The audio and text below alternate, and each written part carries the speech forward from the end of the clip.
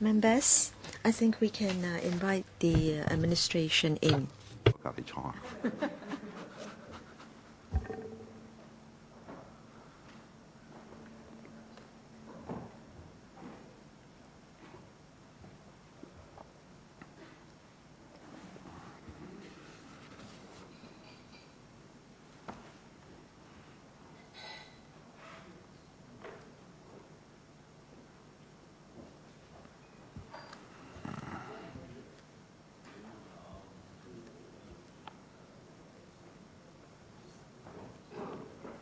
早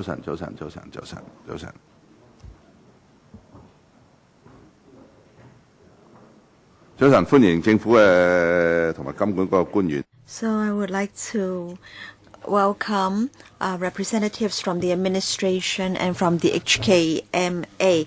The Banking Association has given us a submission, paper 713/01, and the administration has provided a response, and that's paper CB17841415/01. So I'll now invite the administration to take us through the paper and to also provide a response to questions raised by members last time. Yes, thank you.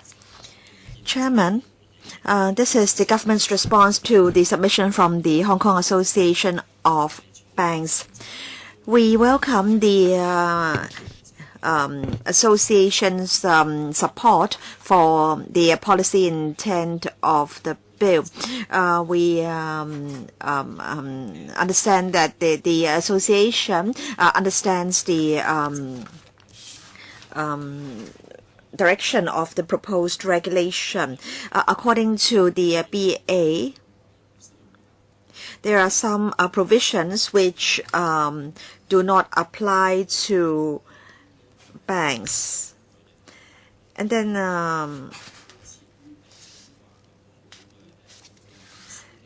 I think this is the main focus of the association's submission. I wish to clarify to members that we want to provide a comparable operating environment for the bank environment and a non-bank environment. And we hope to provide a comparable operating environment. We understand that for these stored value facilities, many of the issuers are not banks. And so we have to provide a level playing field for all. We should be fair to all the issuers. And so concerning the fees, protection measures with regard to the float, and also civil remedies and sanctions, all these apply to both bank and non-bank licensees. But of course, we note that under the banking ordinance, concerning liquidity, capital requirements, and also conduct, and so on and so forth, there are very rigorous and stringent requirements already. And so, if there is any overlap with provisions in relation to the overregulation of banks, those provisions in the bill will be taken out, but it doesn't mean that we should be more relaxed under this bill towards banks. It is just that the banks are subject to the banking ordinance with all its very rigorous and stringent requirements. And so concerning retail bank activities, commercial bank activities, MPF, and so on and so forth, these are rigorously controlled by the banking ordinance. So that's the principle that we adopt. In fact, we've explained this principle very clearly in the response. In fact, Chairman, we've had some discussion with the association, and the association is now satisfied with our explanation. And when we do our clause-by-clause scrutiny, we can explain the association's concern and our position when we come to the relevant clauses. Yes, any comments, Mr. Chen Kin-po? Chairman, now banks are, of course, a major stakeholder as far as store value facilities are concerned. In fact, after the Lehman Brothers incident, compliance costs have been excessively high, and banks really find it difficult to cope. So I hope that you can always take into account the operational difficulties faced by the banks.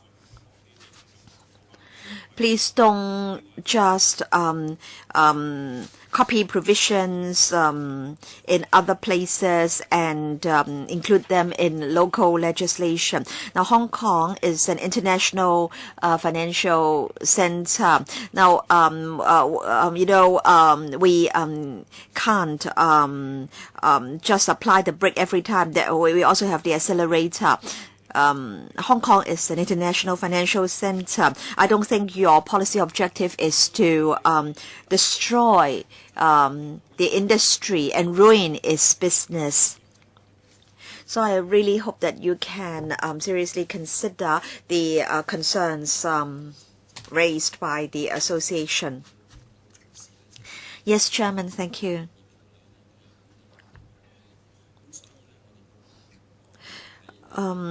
Chairman, we understand that there are very stringent requirements under the banking ordinance, and so if there is any overlap between provisions in the bill and provisions in the ordinance, and if such overlap such overlap is meaningless because it will only increase compliance costs, then we will take the provisions out. So when we come to the relevant clauses, we'll explain to members that they do not apply to bank issuers because there are similar or even more stringent regulatory provisions in the banking ordinance, and so we don't think there is a need to duplicate the regulation for banks in this bill. In fact, in the drafting of the bill, we considered the matter very carefully. We had discussions with the association. We always bore in mind provisions which should not apply to bank issuers because there were already regulatory provisions under the banking ordinance. Thank you. Mr. Ng Leung Seng. Yes, thank you, Chairman.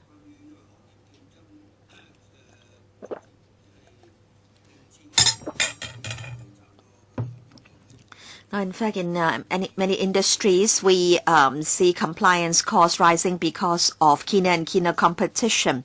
As Mr. Chen has pointed out, banks have been subject to more stringent regulation because of recent international developments. And so we have to try to avoid unnecessarily increasing the compliance costs of banks. Of course, overlapping provisions should be withdrawn. And I think what is more important is that there should be a level playing field for all players and issuers. So I hope that the administration can continue to adopt such an approach. And concerning wholly owned subsidiaries of banks, I understand that they have to separately apply for licenses. What is your response, please? These wholly owned subsidiaries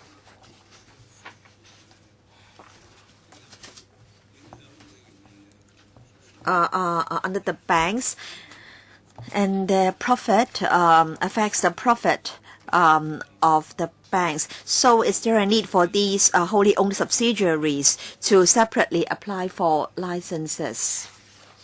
Yes. The administration, please. Thank you. Yes. Chairman, we note Mr. Ng's reminder. It is important that there should be a level playing field for bank as well as non-bank issuers. This is an objective that runs through the bill. And then Mr. Ng mentioned wholly owned subsidiaries, and that's in fact page 7 of the Chinese version and page 8 of the English version of the reply. According to the association,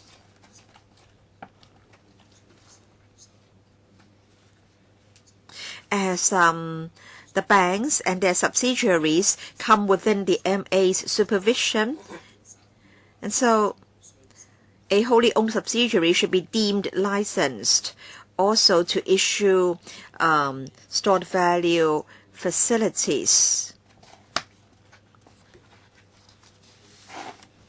In fact, our proposed arrangement is in line with the regulation of securities and insurance business of MAI.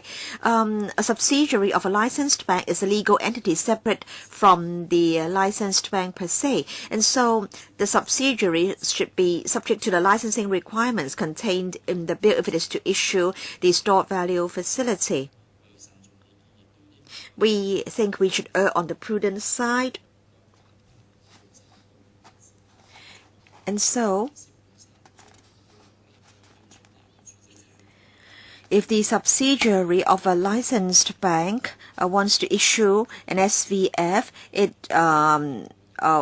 should have to apply for a license with the MA, and the MA will see whether it can satisfy the minimum licensing requirements, because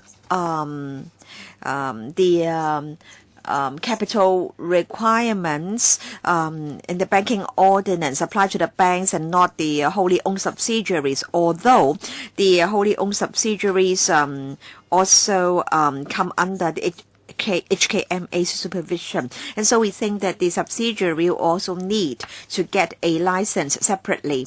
We've communicated with the Banking Association. The association understands our policy objective, and I understand that the association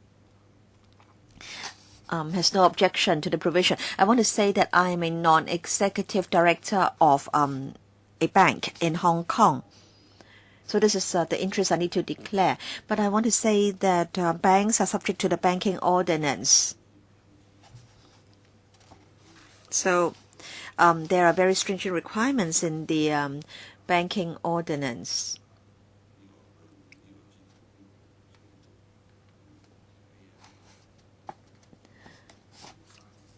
Do you know that for AML, the compliance cost is very, very high for banks? You know that you are not able to please anyone. Octopus is of the view that it is at a disadvantage. Banks are of the view that they are at a disadvantage.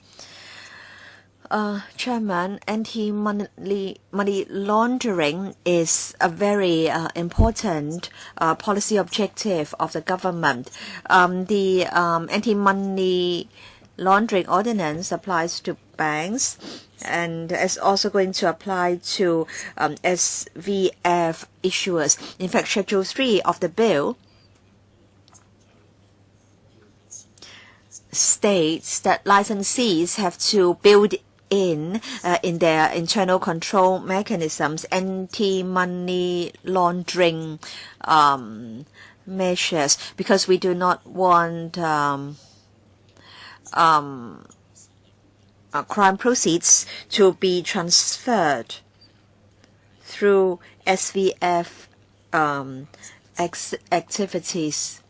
And we, in fact, we need to step up anti-money laundering outside banks as well.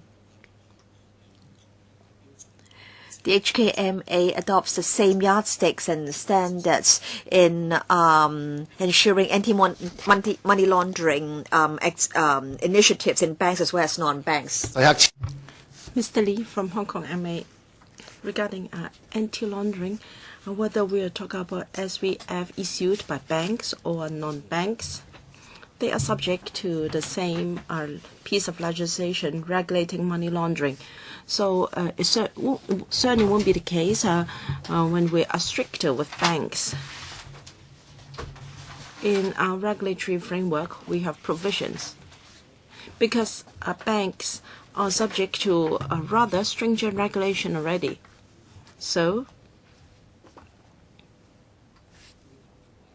we will certainly not make life more difficult for banks. So the concept is to provide a level playing field for both SVS issued by banks and non-banks, and they will be subject to the same level of regulation. Thank you. If members have no further questions on this, can we go to bracket 03, paper bracket 03? Thank you. Yes. Yes, we issued another paper yesterday, CP1 784 stroke 1514 bracket 03. At the last meeting, a few members asked how we can, for the transfer of personal data, how can we ensure that the transfer of data is done prudently and up to standard.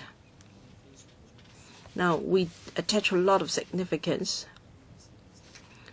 to the transfer of personal data of users. We ensure that the transfer is done in a secure manner, and therefore in Section 5 of Schedule 3 of the Ordinance, we require that there must be a very stringent risk management procedures, and that there must be proper internal control to ensure the safety and integrity of data and records. And the system must be secure and safe, and must not adversely affect the stability of any payment system in Hong Kong or the interests of the relevant facility users or potential users. If a system fails to comply with this, we may sanction the system or suspend its license. And for retail settlement systems that are subject to this ordinance, we ensure that the system is safe and efficient.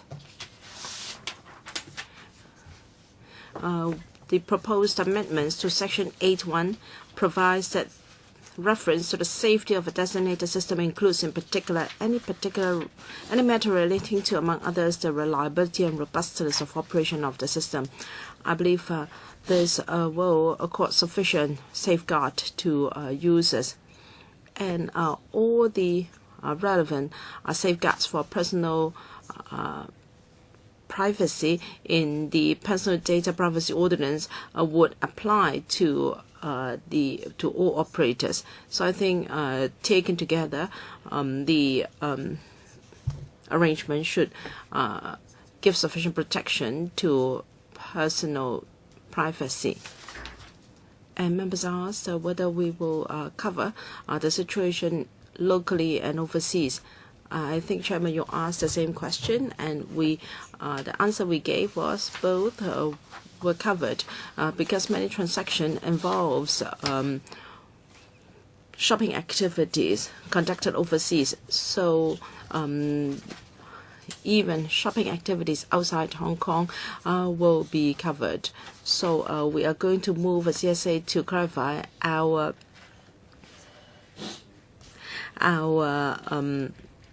policy intent.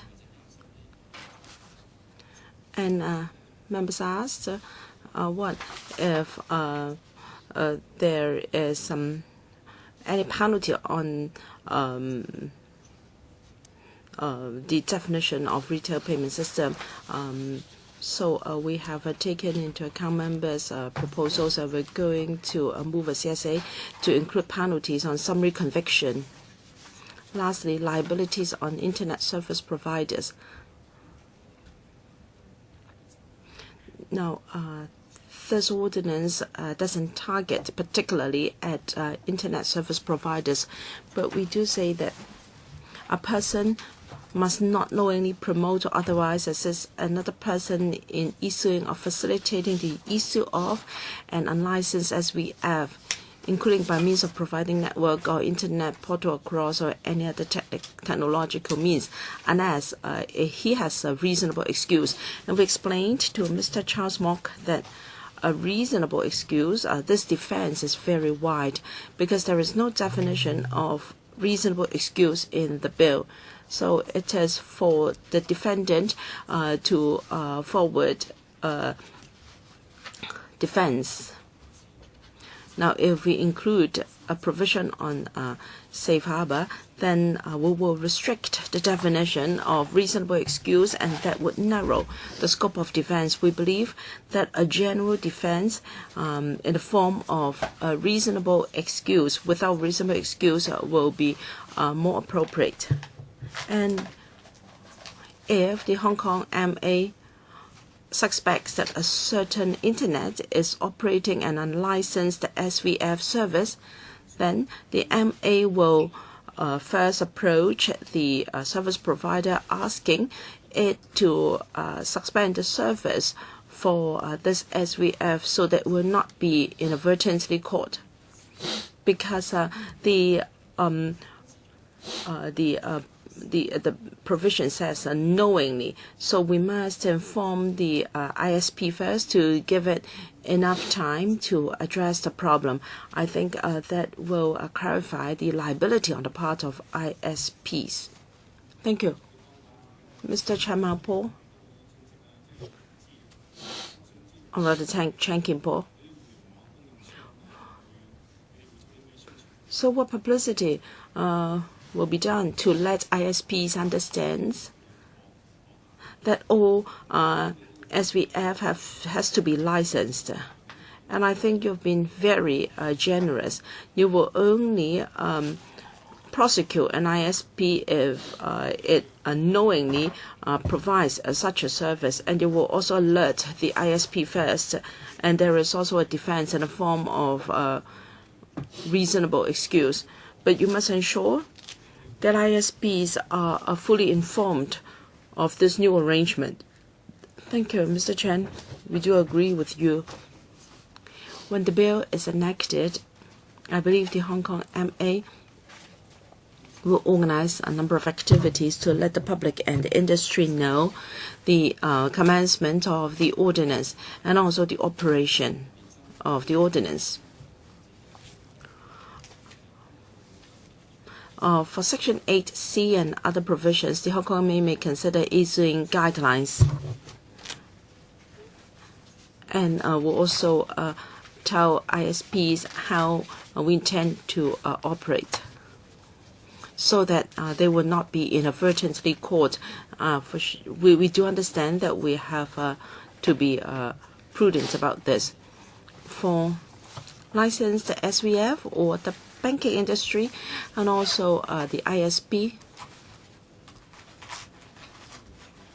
we intend to launch a series of publicity to let them understand the policy intent as well as the operational details of the bill. Any other questions?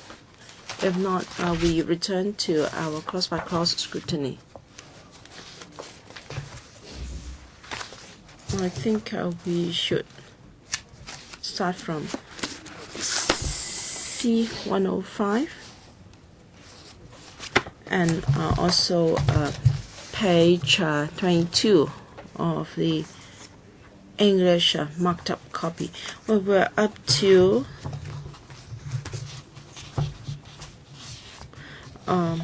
new section 6B of the ordinance. We should start with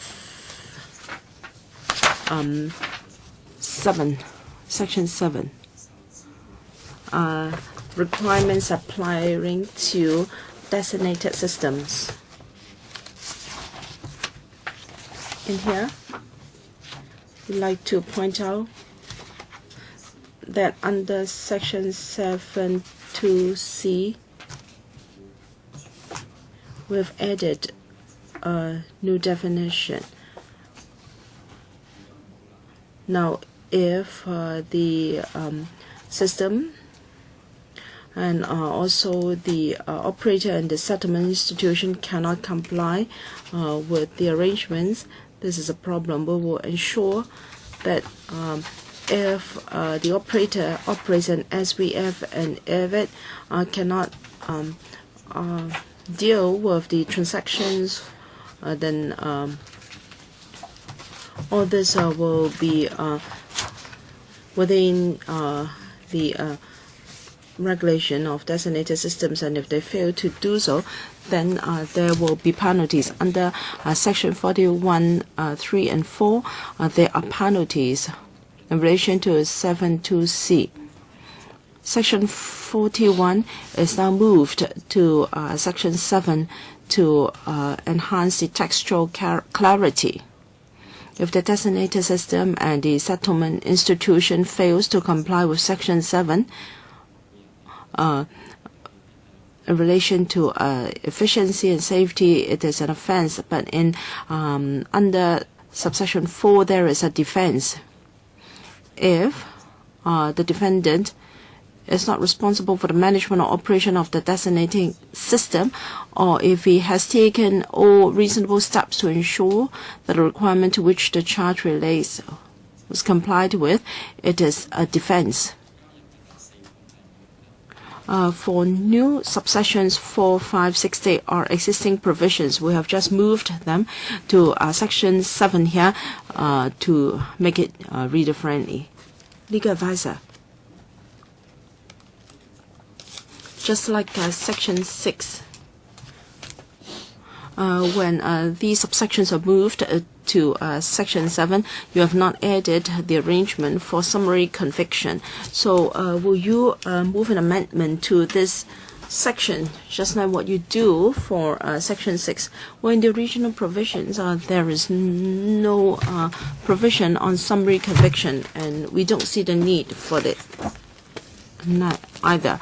But for consistency's sake, we can consider this. We can move an amendment where necessary. Okay, please go on if we have no further questions. Section 8. Now, we frequently talk about safety and efficiency. So what do they mean? We have to define what is safety and efficiency. In under 8.1, we've added a new provision to say that safety includes access control. And when I explained another paper to members, I talked about the integrity of information. And also the risk management and control procedures, the financial soundness, and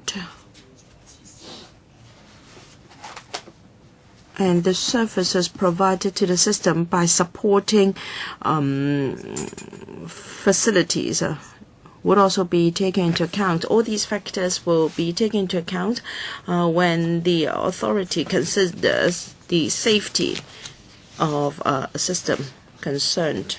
And subsection 2 provides the definition for efficiency.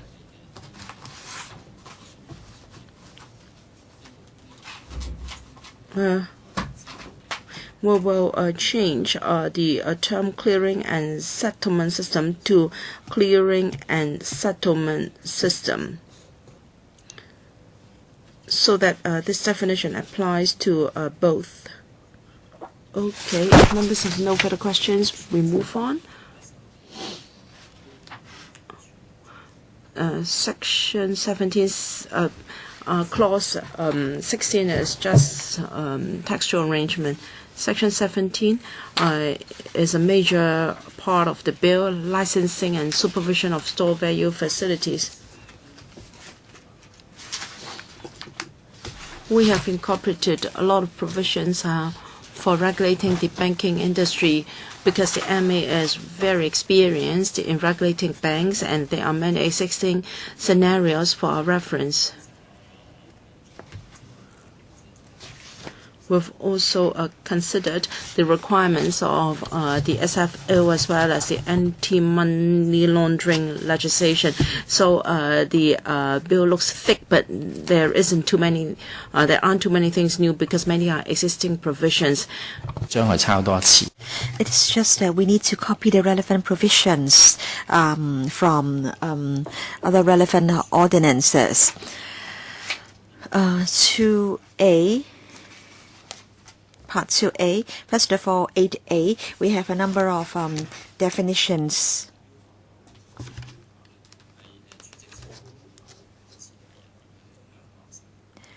The licensee must be a company incorporated in Hong Kong, and company means a company formed and registered under the company's ordinance.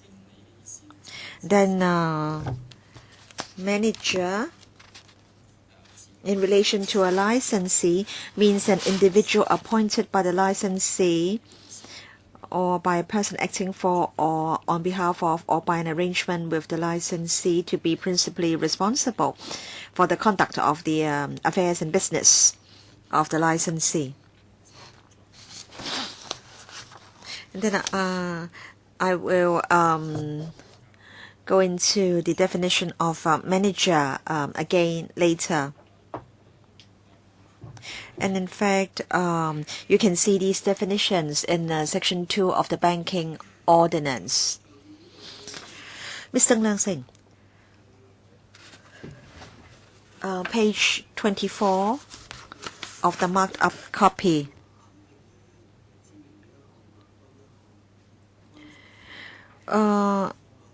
Affairs or businesses, or rather, the manager being responsible for one or more of the licensee's affairs or business specified in Schedule 6.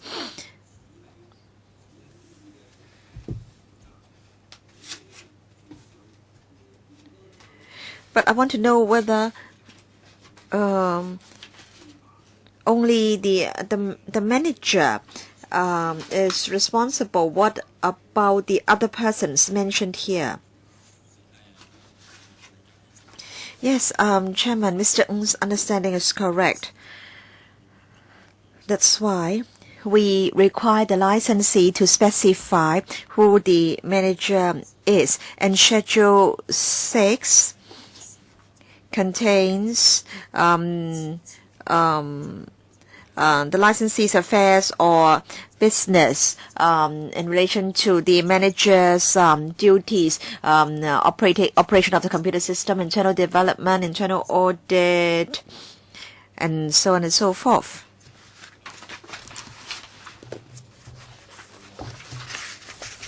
So the manager should be a person responsible for a particular department, and the manager has to be appointed and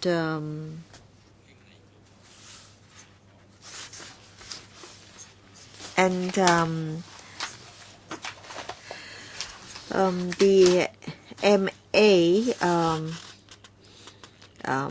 carries out the supervision. So the manager is the person in charge of a department and is the gatekeeper. But then for the frontline staff, we do not intend to include them here because we think what is important is to be able to supervise the in charge of a department. Yes, Chairman. Yes, there are different people responsible for different functions and affairs of the company, but then we hope to get hold of the person who is in charge. Yes, A2, by a person acting for or on behalf or by an arrangement with the licensee. So you can see two ors here. We'd like to know what exactly this means in actual operation. In fact, this is copied from Section 2 of the Banking Ordinance, the definition of a manager. The manager is usually appointed by the licensee, but in some cases, the manager is not directly appointed by the licensee. In other words, there is another person appointing the manager on behalf of the licensee. So in other words, the manager may be directly or indirectly appointed by the licensee, but so long as it is a lawful appointment, then the person being appointed is the manager, and he is responsible for the licensee's affairs or business specified in Schedule 6. So we're trying to cover here direct as well as indirect appointment. Yes, please continue. 8B, Chairman.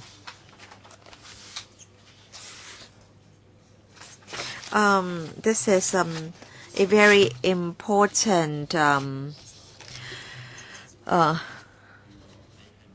clause. And that is, a person must not issue a store value facility unless the issue is authorized by a license held by the person. And a person commits an offense if he issues a store value facility without a license. And on conviction on indictment, there will be a fine of $1 million and imprisonment for 5 years. And then on summary conviction, a fine at level 6 and imprisonment for 6 months.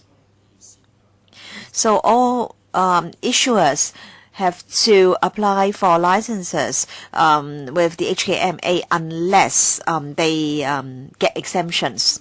Mr. Ng Leung saying 8B1 and 2, issuing a stored value facility.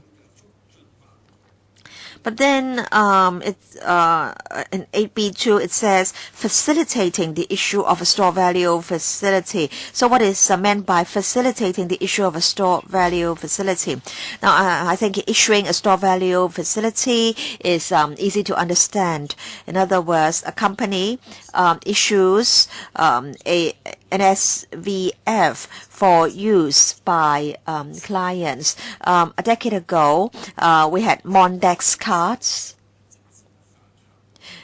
and Mondex company didn't really issue the card. Over 10 banks received money from the clients, and the money was deposited with another company. The money was collected from clients by about a dozen banks, and the money was put in another company. So in some cases, the card issuer may not be holding the float. So I've given Mondex an example. Mondex was the facilitator.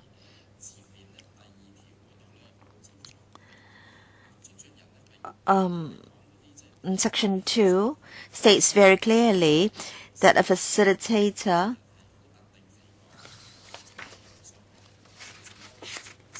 refers to companies like Mondex. So we're talking about cases where there is a two-tier card issuing system.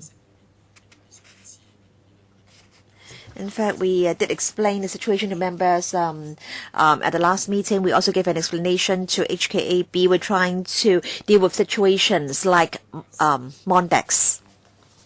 Please continue. Yes, Chairman. 8C. The scenario of a person doing certain things knowingly. we do not want anyone to knowingly assist another person in issuing a stored value facility in contravention of the law. And so if that person cannot provide a defense, then he commits an offense. And here we do not require ISPs to sort of certify the authenticity of the information on the website. But then a person must not knowingly promote or otherwise assist another person in issuing a stored value facility in contravention of the provisions in the ordinance. 8D, and that's based on Section 12.7 of the Banking Ordinance, Chairman. For 8B and 8C, they disallow people from issuing SVFs without a license. But then some people may enter into contracts or make convoluted arrangements to circumvent 8B and 8C, and that's why we've got this catch-all provision, and that is 8D. So if a person enters into a contract or an arrangement or uses any device or scheme that has the effect of or is designed to have the effect of avoiding Section 8B and 8C, the person commits an offense, and the penalties are similar to those provided for in Section 8B. So the purpose is to prevent people from circumventing Sections 8B and 8C. Thank you. Please continue. Chairman, 8E and 8F.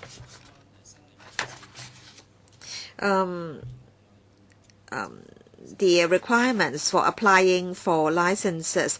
A person may apply to the MA for a license, and then the company must be one incorporated in Hong Kong, and the address, the email address, and other information have to be provided to the MA.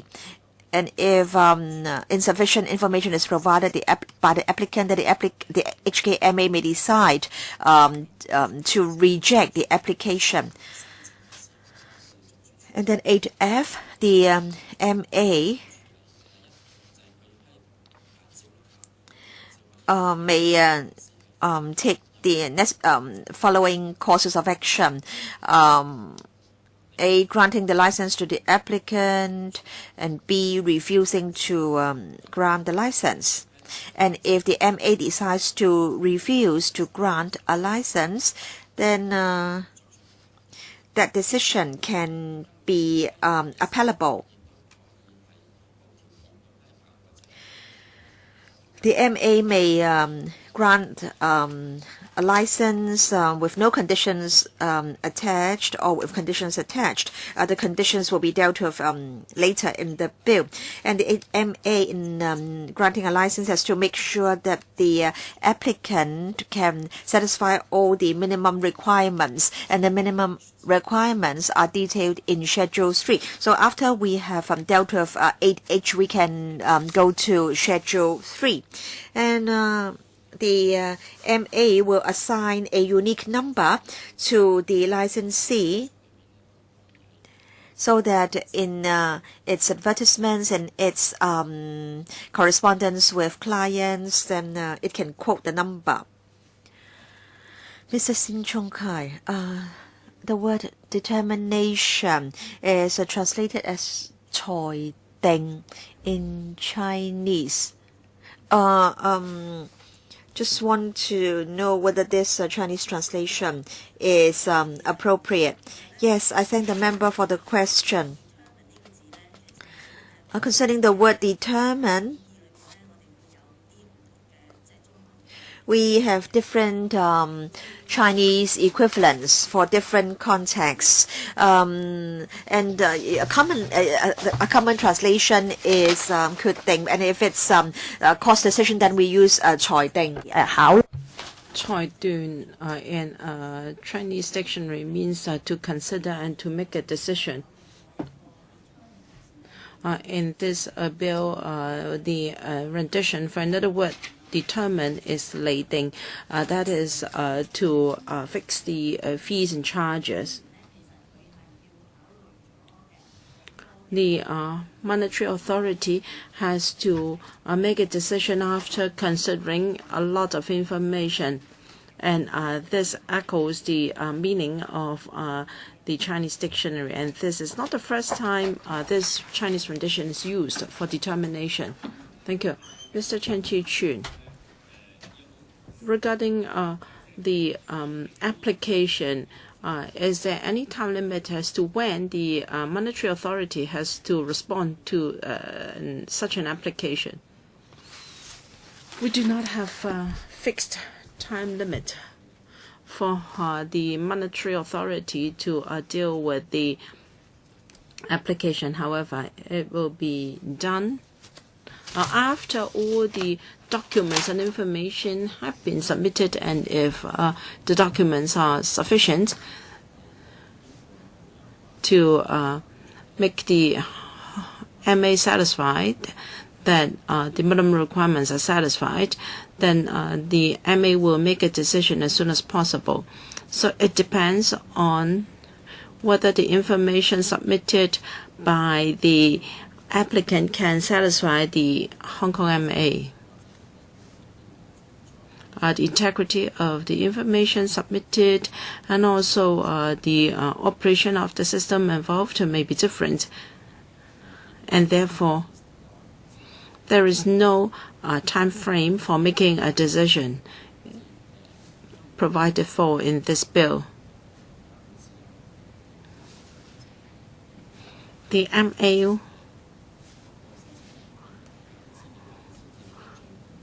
will, in its guidelines, specify how information should be best furnished to facilitate the processing of an application by MA.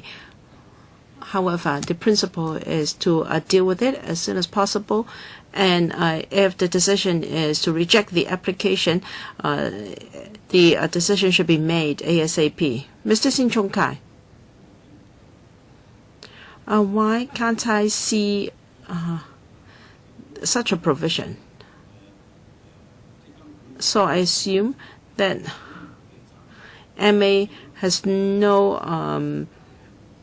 confidentiality requirement. Does that mean that if Hong Kong MA rejects the application, there is no requirement for it to keep confidential the information? No, Section 50 requires some monetary authority to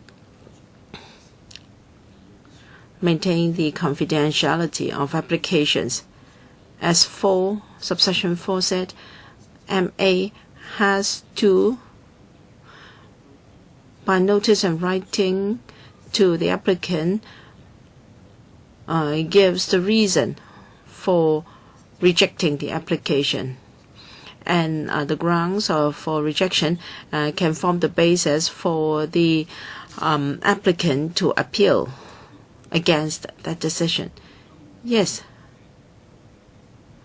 You talked about Section 50 of the Banking Ordinance? No. Section 50 of this bill.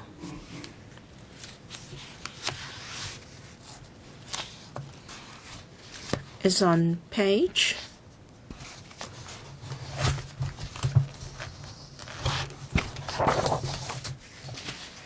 174 of the marked up copy, confidentiality,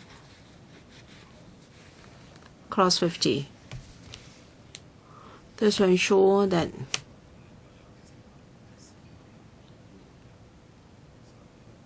all persons of MA will be subject to this confidentiality provision. So, if the application is rejected,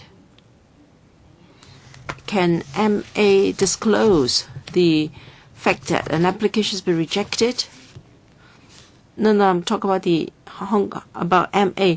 not the applicant. Will MA discloses the decision? MA, we will not disclose the grounds of rejection because we are subject to the confidentiality clause. Of course, the applicant can seek a review with the tribunal.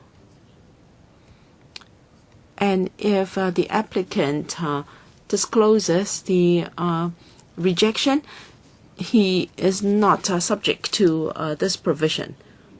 It's just that MA cannot disclose is grounds of rejection. Yes, I know. If an applicant whose application has been rejected can choose to disclose the fact if he feels aggrieved. So the question is not about the applicant but MA itself. So MA is subject to this clause, confidentiality. But it only binds the staff members. When dealing with a case, it has to maintain confidentiality. But if questioned, if the MA is still required to keep things confidential, then it cannot really vindicate itself. This has always been our practice. If someone applies for a certain license and is rejected, we will not disclose the grounds of a rejection. Now, if someone applies for a license to operate a bank or to issue an SVF, if my application is rejected, I don't want MA to disclose it to the public. It is my own business. If I decide to make an appeal, and of course I have to disclose the case. Okay, please go on. 8G. Because a bank has gone through various rounds of checks and audits when it is granted a license, we don't want to repeat these procedures in this bill. So under AG, a bank is regarded as being granted a license at the time when it is granted a banking license or for a bank holding a banking license on the commencement date of this section. That means banks do not have to apply for a license from MA. They are deemed to have been granted a license, but they are, of course, subject to the regulation of this bill. Yes, please go on. 8H, validity of license. A license granted remains in force until it is revoked. I suggest we skip 8I first, because in 8F, we talked about the minimum requirements for granting a license. These are important. I suggest we go to Schedule 3 first so that we can consider what are the minimum requirements so that members can be assured as to what the minimum requirements are. Well, what page, please? C432 in the blue bill and marked up copy.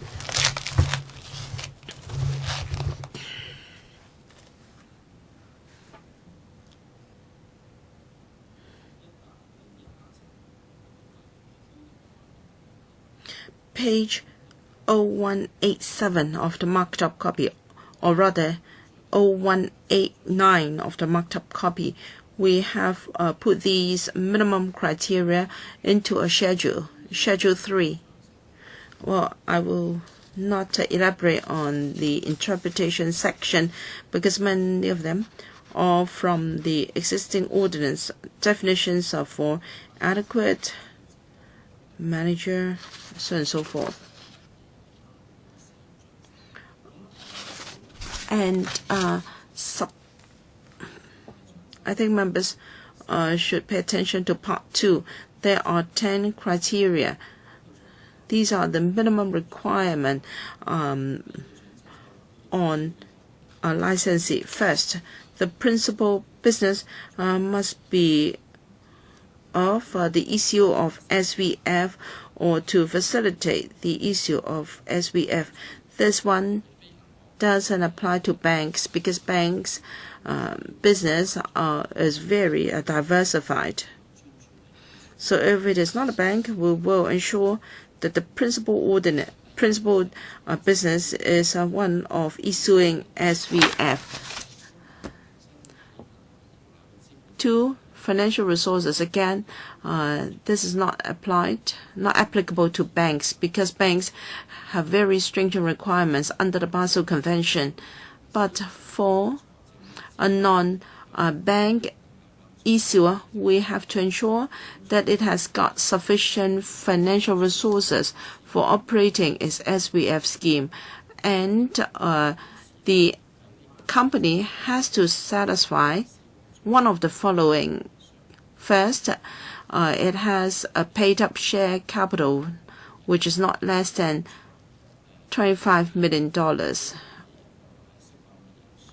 and all the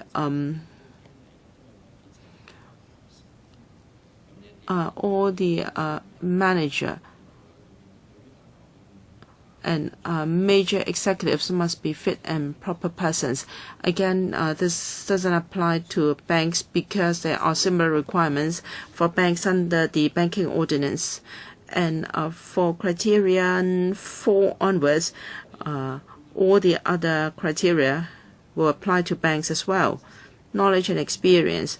The senior executives must have the right knowledge and experience to effectively discharge their responsibility. 5. Prudential and risk management. There must be in place appropriate risk management policies and procedures for managing the risks associated. For instance, adequate security and internal control to ensure the safety and integrity of data. 2. Effective means to detect fraud and attempted fraud. There must be robust and proven contingency measures to address any operational disruptions and another operational and security safeguards. 6. Anti-money laundering and counter-terrorist financing measures. They have to comply with the relevant provisions. And from time to time, MA will provide guidelines for these companies to follow in order to combat money laundering. Criterion 7 is very important. We require the company or the applicant to have sufficient asset to redeem the float.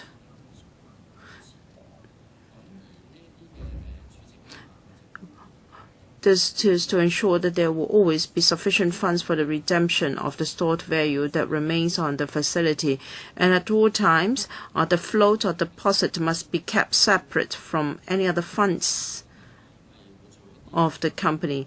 And there must be sufficient financial arrangements to ensure that the funds are separated and there should be sufficient safeguard. This can be the form of a trust or a guarantee to ensure that there are always sufficient funds for the redemption of the stored value that remains on the facility. 8.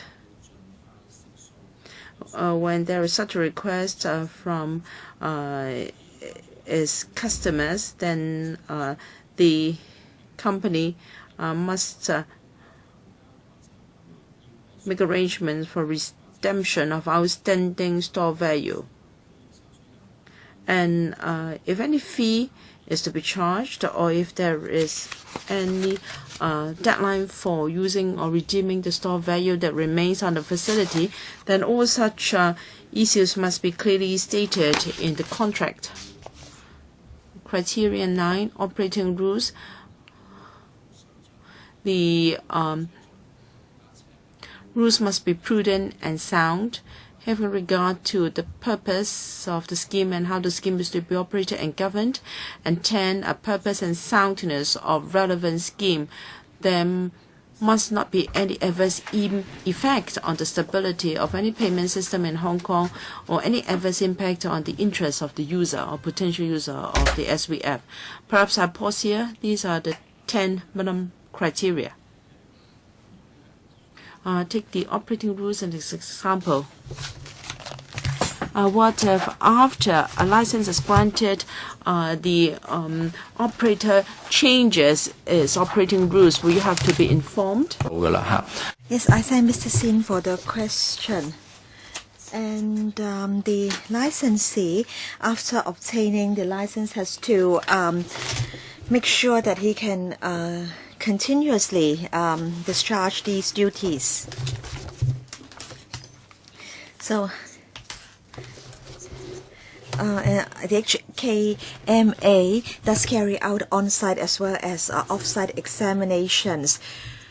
We have to make sure that the issuer can consistently and continuously meet the minimum requirements, or else there may be civil or criminal sanctions, or the license may be cancelled. So that means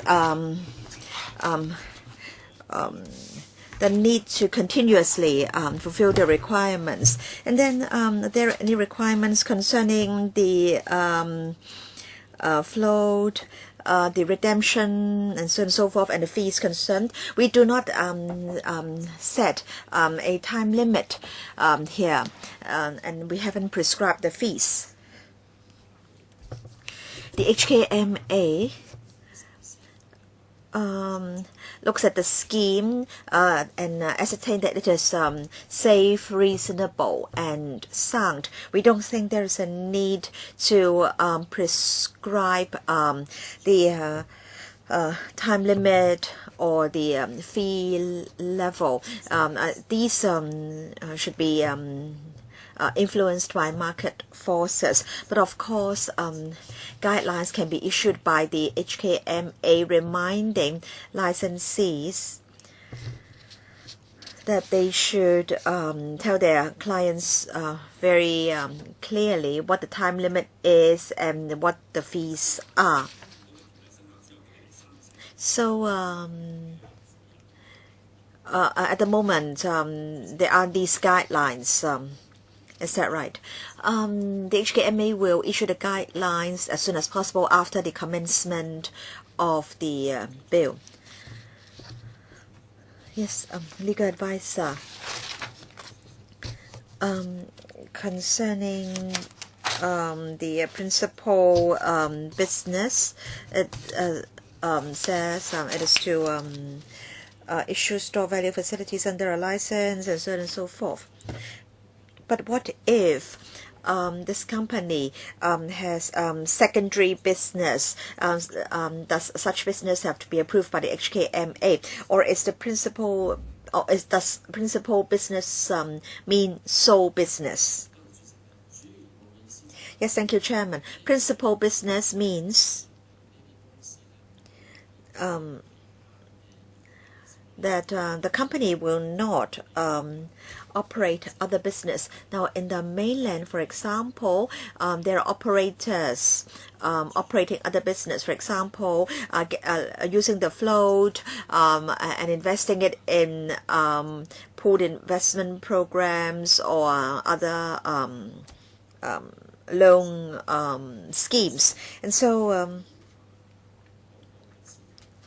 we would require that for the company, the principal business or sole business should be to issue the SVF and or the facilitation of the issue of SVF. And if the company operates other business, it has to tell the convince the HKMA that the other business is not the principal business. Say if a company issues stored value facilities and it uses the float to operate another line of business, for example, loan business or property development business or pool investment schemes or securities business, then we will require that the store value facility entity be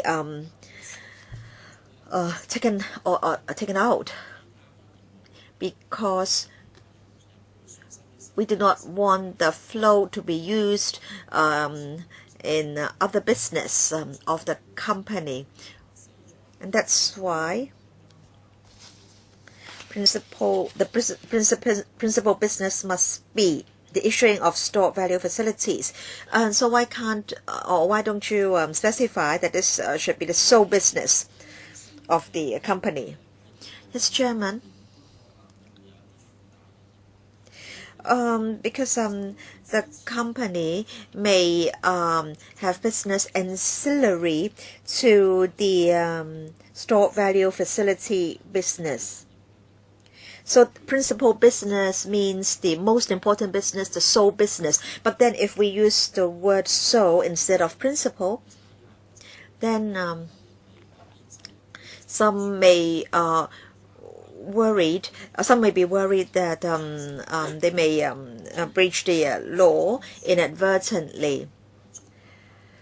And we think the word principal can reflect our policy intent. The HKMA in its day-to-day monitoring looks at whether the company operates other business and whether the licensee is in breach of the law. Will you require that the company will not be allowed to borrow money? Under Section 8I, Chairman, the HKMA may impose licensing conditions. Say, for example, if a company wants to operate an ancillary business, it has to apply to the HKMA beforehand.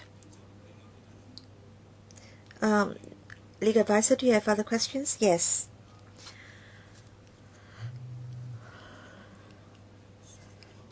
Redemption of outstanding stored value. 8A says that the company must redeem in full the total of the stored value, blah, blah, blah. And then 8B2, any deadline for using or redeeming the stored value that remains on the facility. So does it mean that after the deadline, there cannot be any redemption of the stored value that remains on the facility? So there shouldn't be a deadline for redeeming the stored value that remains on the facility. Yes, Chairman. For some stored value facilities, they do have such deadlines.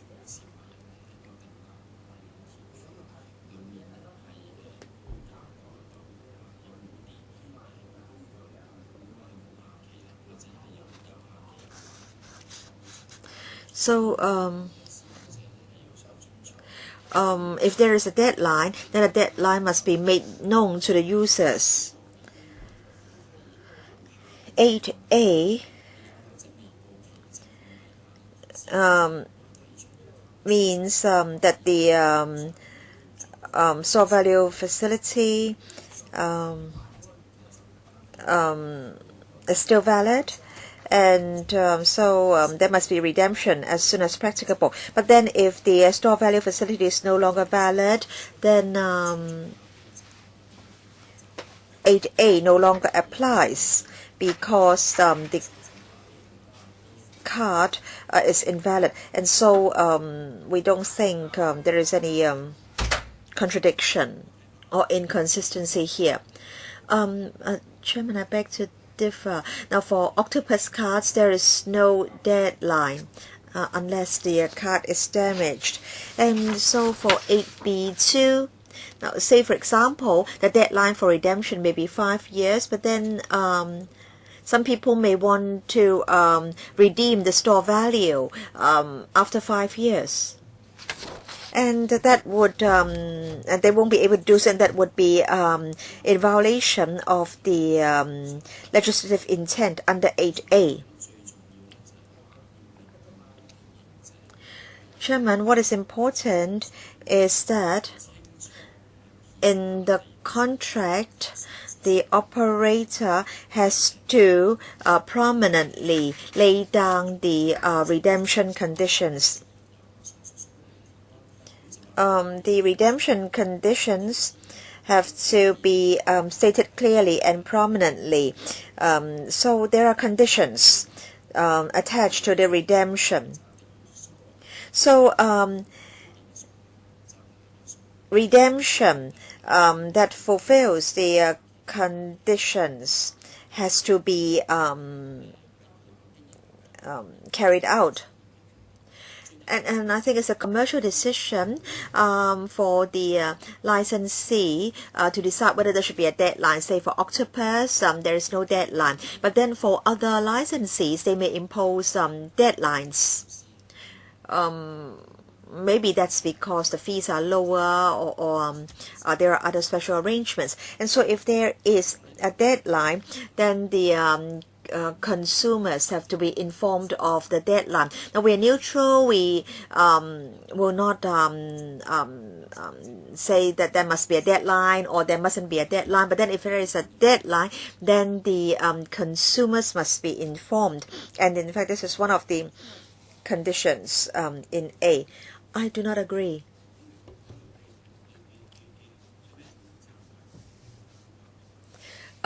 Say if I tell you that I will rob you on a certain day at a certain time, if I inform you well beforehand, then the robbery becomes a lawful one. That's not a sound argument. This is electronic currency. Can you tell me that the electronic currency would disappear after 3 months, after 3 years, or after 5 years? How can you allow an expiry or a deadline? I find that most unacceptable. Chairman, I think we must not look at Section 8 in isolation. We also have to look at Section 10. We require the scheme to be prudent and sound, and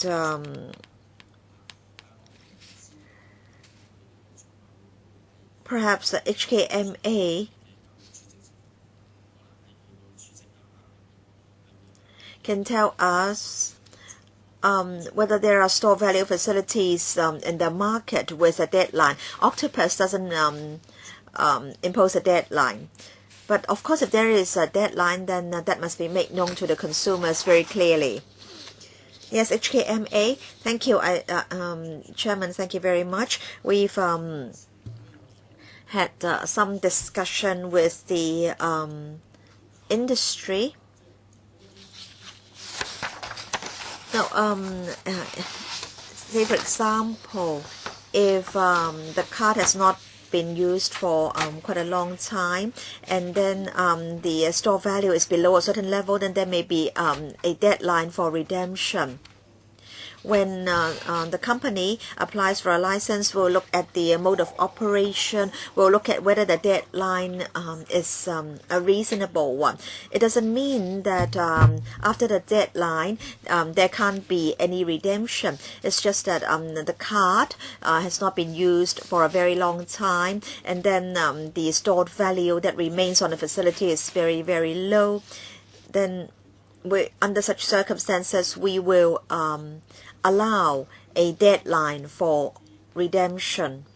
But I want to point out that we'll be very prudent in approving a deadline. We know the expectations of the public. We don't want to see disputes between the company and the clients, and so we will not lightly approve a deadline. I do not agree. In banks, there are dormant accounts, there are frozen accounts. Can you allow the banks to just pocket the money. Now, I understand that the banks impose charges on the dormant accounts, frozen accounts, several dollars a year, but the banks can't just pocket the money. Can you really allow that to happen? Can you allow banks to just swallow its customers' money? Well, if the money has been stored in the card for many years and remains dormant, the company needs cost to maintain the SVF. So we can consider Mr. Sin Chung Kai's proposal. Instead of putting a deadline for use, a certain fee can be charged.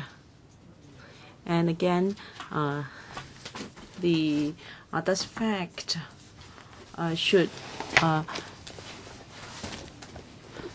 be clearly relayed to the user. For instance, if a card has remained dormant for a certain year, a certain number of years, then starting from a certain year, a certain fee will be deducted. This is similar to the bank's treatment of dormant accounts. Yes, please consider doing this.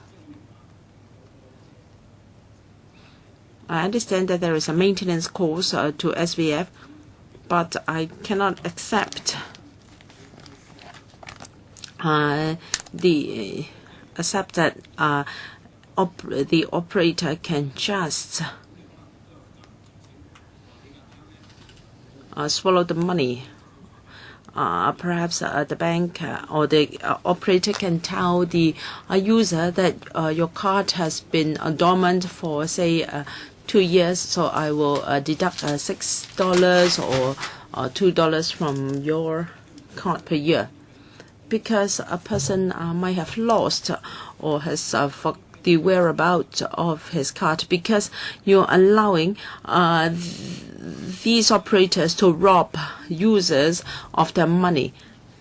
Why, Mr. Chen Chi-chun, I also believe that normally there should not be a deadline for redeeming the store value. It should really be an exception rather than the rule.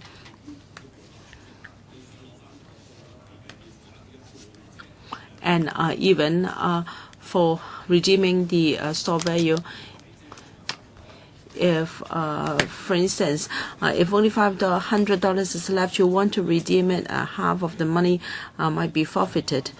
I'd like to ask the administration whether they have drawn any reference from overseas practice.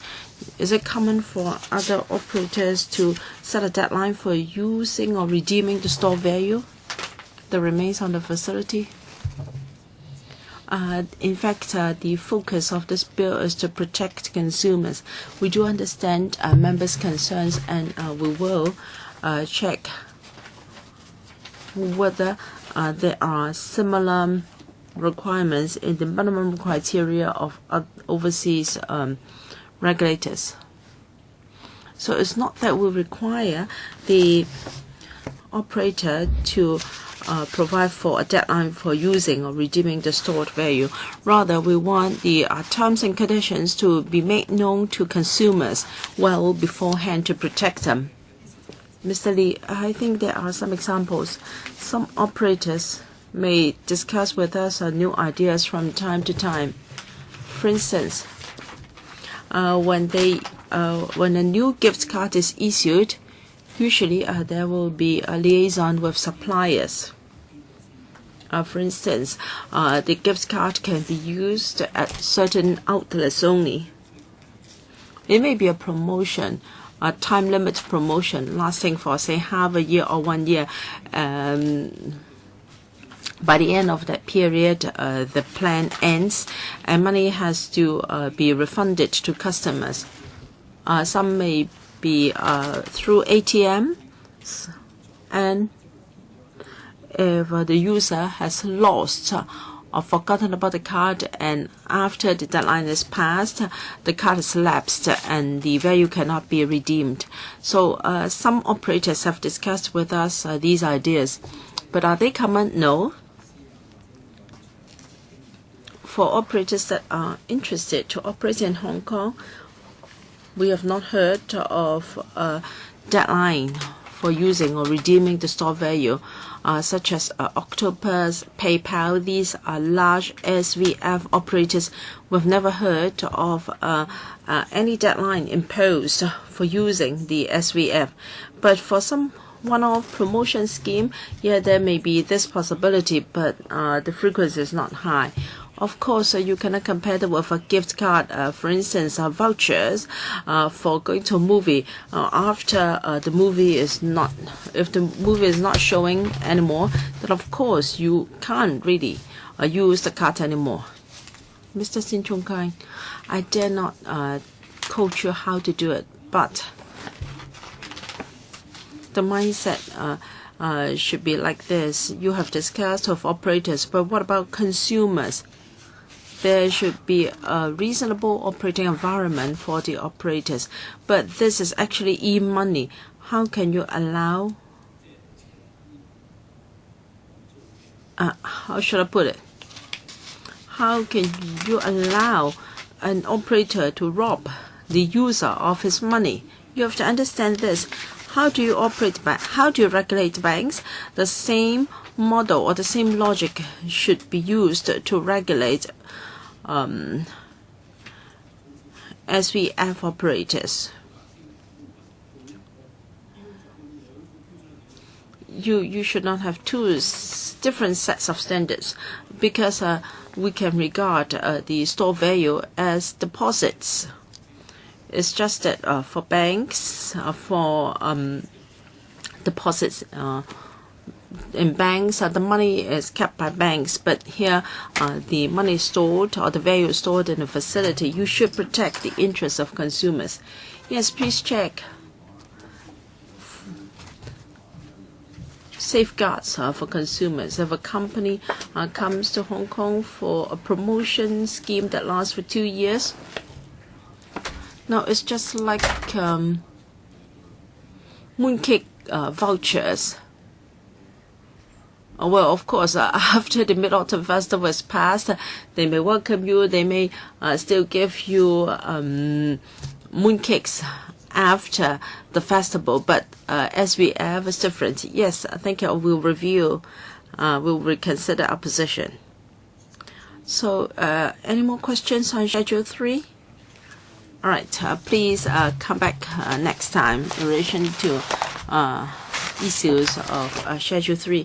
Okay, then let us return to 8. 8I, additional conditions that may be imposed.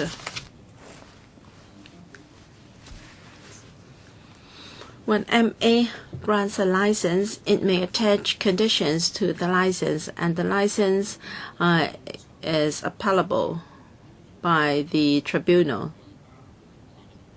And subsection 2 includes conditions that may be attached. The conditions may impose restrictions on the business. For instance, what is meant by the main business.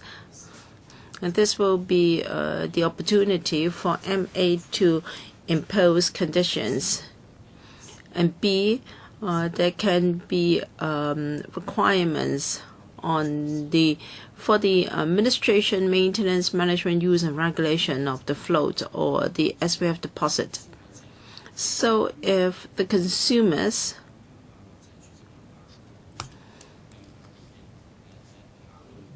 have any special consideration regarding the protection of deposits or float, they can be addressed here, and even for a deadline of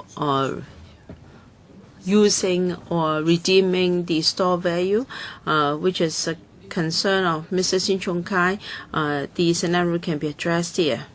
C specifies the conditions under which the license may be seized. For instance, when there is a major flaw with the government or any sudden breakdown of the system, the MA can require the licensee to cease that issuing business.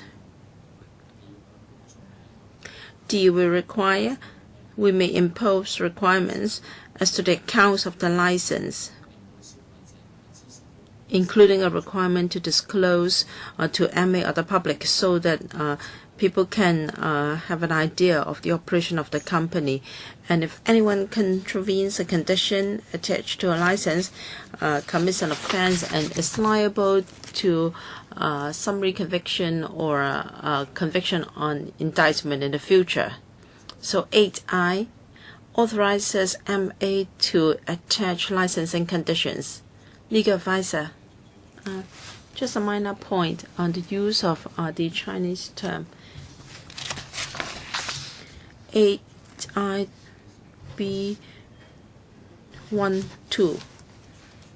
Administration is rendered 掌管 into Chinese, and usually administration is about the management. So 掌管 is different. So I'd like to know why 行政 is not used, why the Chinese term 掌管 is used instead.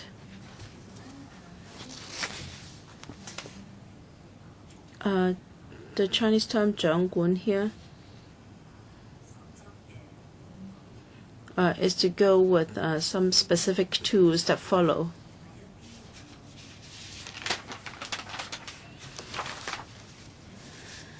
So it's not really something abstract, but something specific, concrete.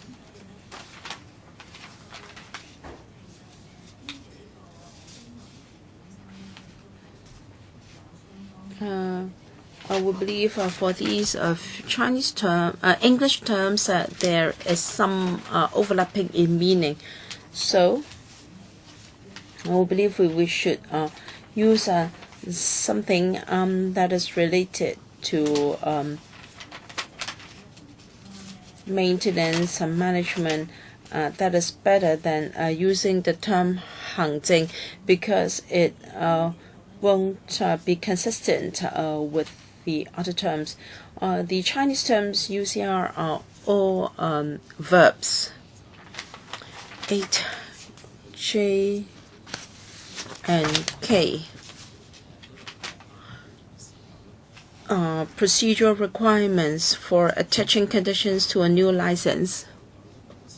These procedural requirements will ensure that both the applicant or the licensee will have the opportunity to make oral representations to MA on the attaching conditions.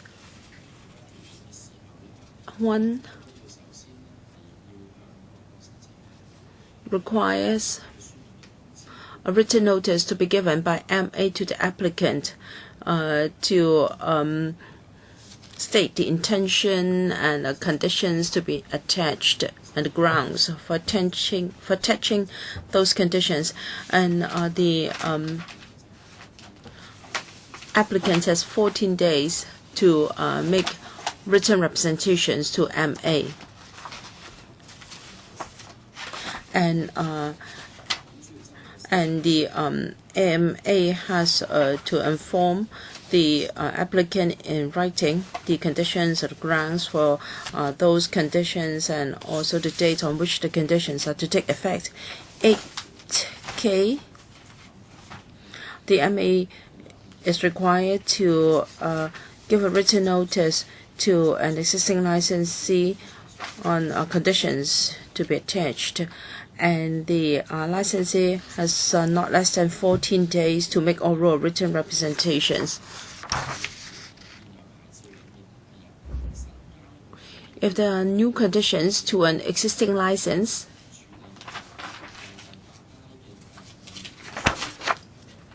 to ensure that it is in compliance with 8I2C.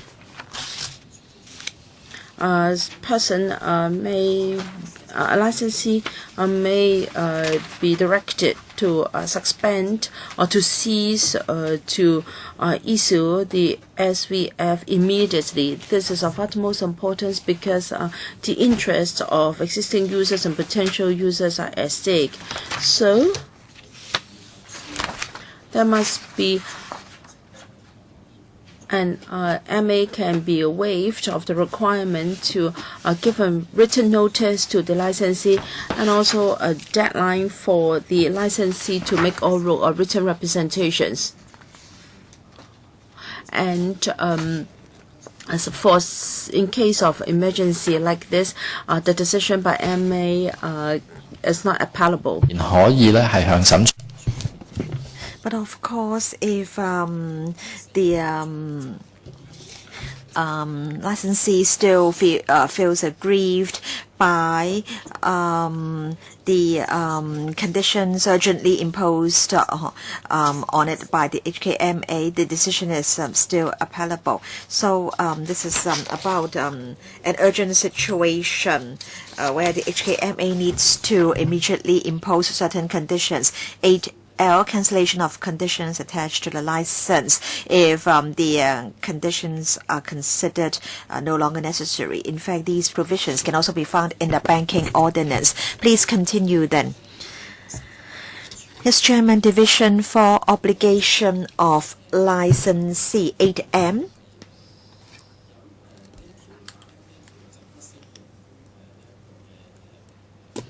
It doesn't apply to a bank. 8M and 8N stipulate that a licensee has to pay a license fee. And the license fee is mentioned in Schedule 4. And perhaps members can turn to page 195 of the marked up copy.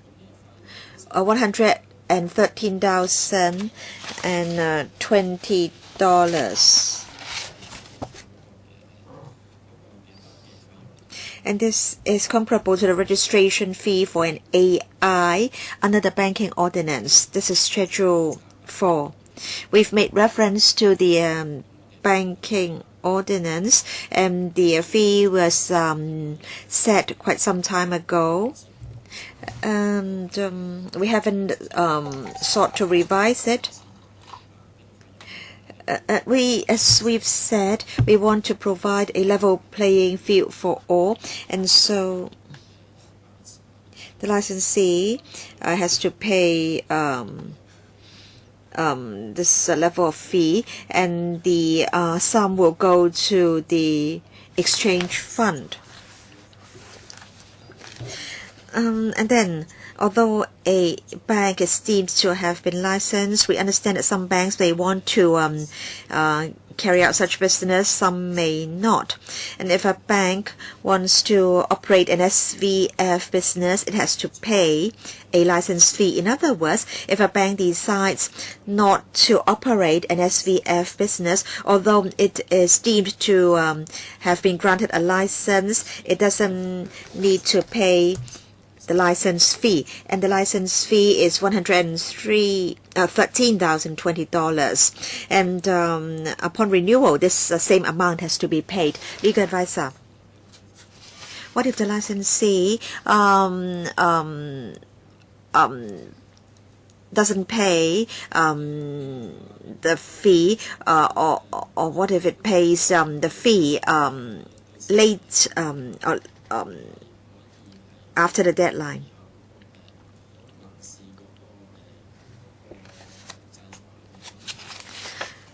Chairman, and in fact there can be civil action taken against the licensee. And if the licensee fails to pay the license fee, then the license may be revoked by the MA under the provisions in Schedule 5. And so if a company wants to operate an SVF business, then it will definitely pay the license fee. And then next, we have to make sure that the SVF remains safe and efficient. And the licensee has to make sure that there will be minimum or minimal interference. And then we need to define safety and efficiency in this context. So safety of a store value facility means reliability and robustness of the operation of the facility, access control, risk management, and so on and so forth. Mr. Wong Ting Kwong. Yes, Chairman. I wish to follow up on the point made by the legal advisor. What if the licensee fails to pay the license fee before the deadline? Is it that the license may be suspended or cancelled by the HKMA? I think we all know what has happened with ATV. The fees have not been paid, and still broadcasting continues. So is it that the license should be suspended as soon as it is discovered that the license fee has not been paid? Because it's really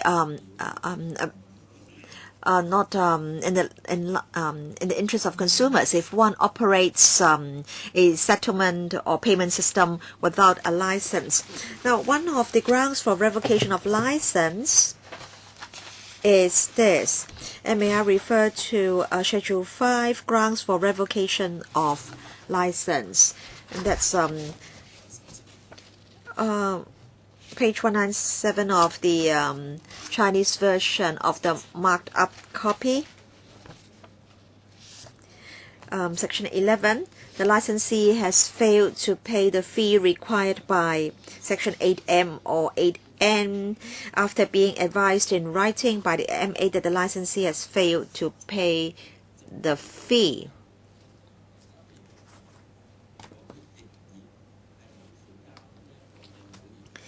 And if the licensee still fails to pay the annual fee,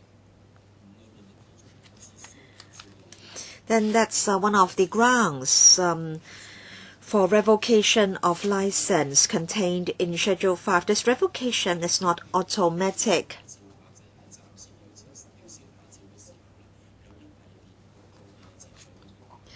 In fact, there are certain steps that the MA must take to suspend or revoke a license.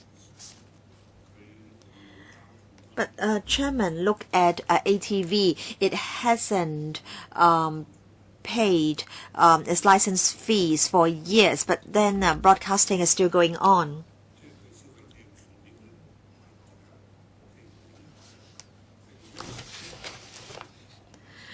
But in the ATV case, consumers' interests are not really jeopardized.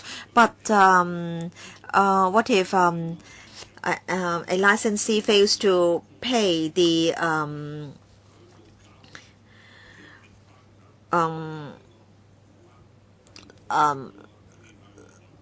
license fee, and consumers still have their money stored with the licensee? And I think that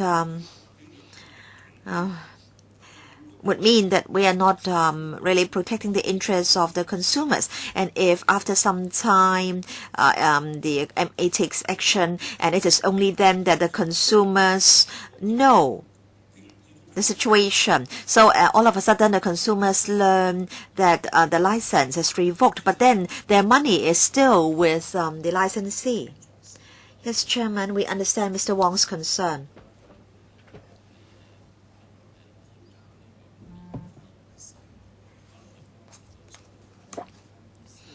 And if the company is unable to pay the annual license fee, then that reflects badly on its operation, or there may be some operational deficiencies. And so the HKMA may need to consider whether the license should be suspended or revoked, or the HKMA may have to say openly reprimand the licensee. The HKMA will enforce the law very rigorously, and the HKMA will take prompt action in order to protect the interests of the consumers. Perhaps the HKMA can explain the arrangements to members.